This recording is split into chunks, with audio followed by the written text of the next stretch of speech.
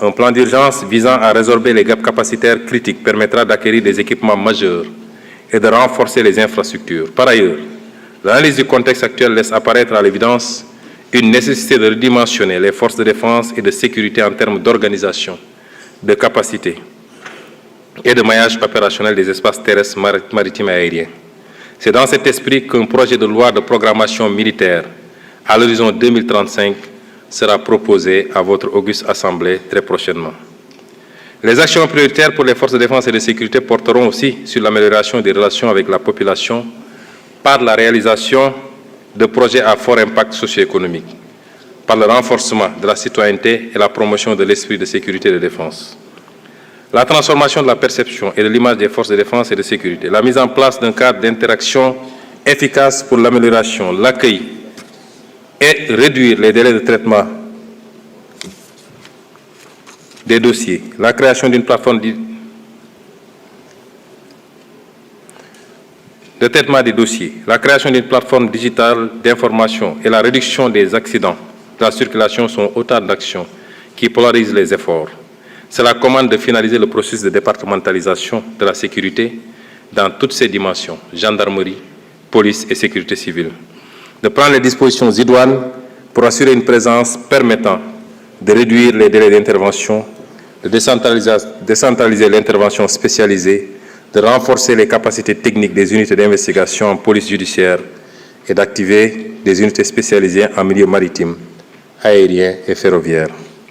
Monsieur le Président de l'Assemblée nationale, Mesdames et Messieurs les honorables députés, notre engagement panafricain sera renforcé. Le Sénégal est déterminé à jouer un rôle accru en Afrique et sur la scène internationale. Fidèle à notre tradition de havre de paix, nous œuvrerons à renforcer notre intégration régionale au sein de l'Afrique de l'Ouest et à promouvoir une coopération plus étroite avec nos partenaires africains. Conformément aux instructions du chef de l'État, le Sénégal ratifiera le protocole de Malabo de 2014 qui vise à ériger le Parlement panafricain en une institution législative et pas à part entière.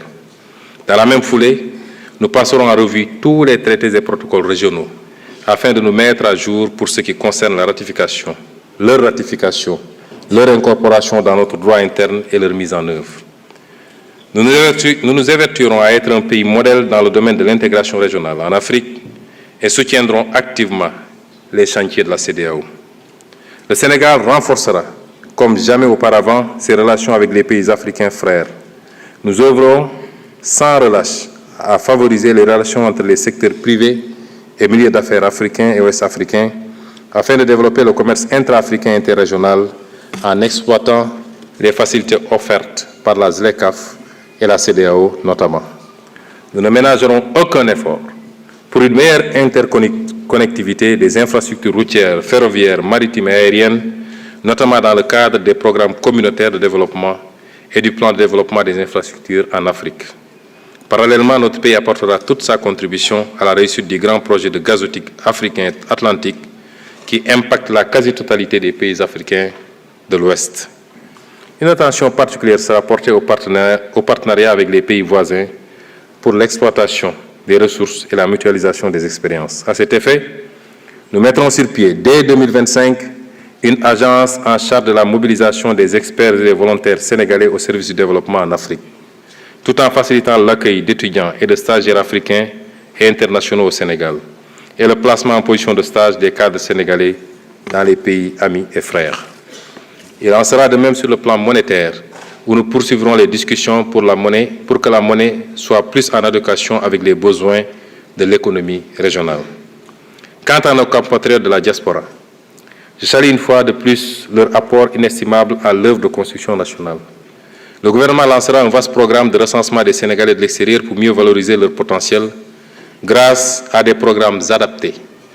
Dans cette perspective, nous mettrons en place une haute autorité de la diaspora, un organe consultatif rattaché à la primature pour conseiller le gouvernement sur les questions touchant aux Sénégalais de l'étranger. Les associations de la diaspora les plus représentatives y seront représentées et la durée de validité du passeport sera étendue à 10 ans.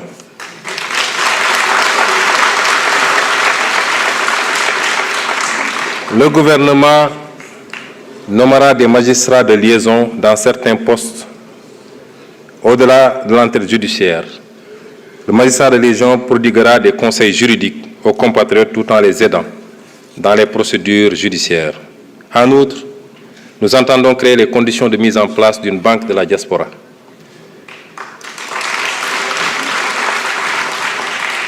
Nous appliquerons le principe de réciprocité pour la délivrance de visas aux ressortissants de certains pays.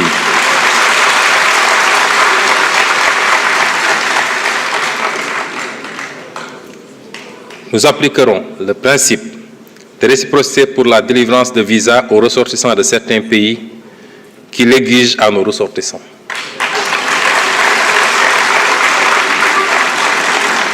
Je rappelle que si la suppression de la procédure des visas biométriques payants est entrée en vigueur le 1er mai 2015, les textes législatifs et réglementaires l'instituant n'ont pas été abrogés subséquemment. Il s'agit dès lors, tenant compte de l'expérience précédente, de bien en cerner les faiblesses avant toute décision, notamment celles liées aux impacts éventuels sur le tourisme, les lenteurs dans la délivrance des visas, ajoutées à la disponibilité des moyens matériels humains dans les aéroports et postes frontaliers terrestres du Sénégal. D'ores et déjà, nous engagerons des discussions avec les pays relevant des catégories B et C afin d'exiger en retour le visa gratuit pour les ressortissants sénégalais sur la base du principe de réciprocité.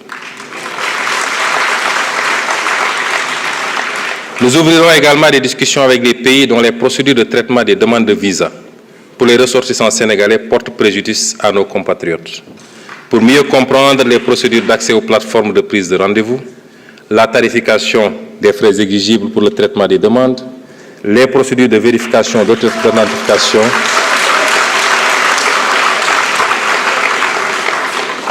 la tarification des frais exigibles pour le traitement des demandes, les procédures de vérification d'authenticité et de transmission des documents d'état civil. Enfin, le gouvernement apportera une solution idoine à l'immigration clandestine. D'abord par la mise en œuvre d'une politique de développement et de lutte contre la pauvreté portée par la Vision 2050, ensuite par le renforcement des dispositifs de lutte contre la migration irrégulière, en multipliant les contrôles et en renforçant les sanctions, mais également par la promotion d'une migration régulière en partenariat avec les pays d'accueil et de transit des migrants, ainsi que le soutien aux initiatives de retour volontaire et à la réintégration. Il s'agira de lutter avec la même détermination aussi contre la migration irrégulière de nos ressources naturelles et financières du fait de contrats léonins dans les secteurs miniers, pétrogaziers et halieutiques, dans l'attribution de marchés publics et de biens, services et infrastructures à des intérêts étrangers. Monsieur le Président de l'Assemblée nationale, Mesdames et Messieurs les honorables députés, chers invités, nous allons accompagner tous ces programmes de quelques réformes clés dont certains ont déjà été cités lors de mes développements. Les programmes de développement économique et social durable que je viens de retracer ne peuvent aboutir que si nous réussissons au préalable à consacrer fermement la bonne gouvernance et la transparence dans la gestion publique dans notre pays. C'est le seul moyen de restaurer la confiance entre les populations et leurs dirigeants. Cette confiance sera d'abord bâtie sur l'indépendance de la justice, qui sera protégée des interférences du pouvoir exécutif. Le système judiciaire occupera la place qui aurait toujours dû être la sienne, à l'avant-garde du combat contre la corruption, contre le détournement des deniers publics et pour la protection des droits des citoyens. Nous nous appuierons sur les conclusions consensuelles tirées des assises de la justice pour engager très bientôt les réformes à apporter à notre système judiciaire. La participation accrue des citoyens dans la gestion publique par la matérialisation d'une véritable démocratie participative au niveau central comme au niveau local renforcera également l'adhésion des citoyens aux institutions de la République. Une loi d'accès à l'information publique conférera aux citoyens le droit d'exiger toute information publique aux représentants de l'État sous certaines conditions.